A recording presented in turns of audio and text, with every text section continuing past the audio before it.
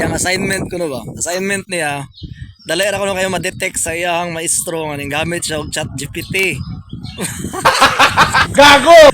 Well, una gi-copy paste mo pud nimo good, so ma-detect juga sa imong maestro nga ning gamit kag ChatGPT. Number 1 na mga dodong, gamitin siya og /human.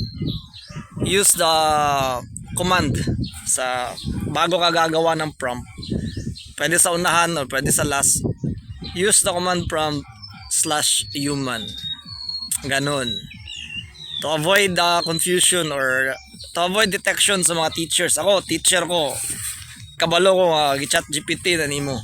So use /human. Or pinaka the best jud siguro kung gigamit mo jud kag chat GPT. Una, mo create kag prompt, butangi og DLTR, capital tanan. Double space, then DLTR, capital tanan. Kana, pwede siya makatabang para dili kayo siya halata. Now, pwede pod nga mo gamit kasi mo ang kaugalingong words, you can use it. Yeah, wala ka kasabot.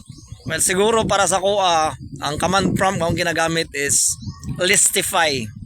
I-list na niya tanang mga problema. So dira na rin ko mo create og mga using my own words, I will create or make a paragraph out of that list detail by detail. Kung dili jud ka kasabot, naglibog jud ka. Pwede ka mo gamit og command na EL space 5.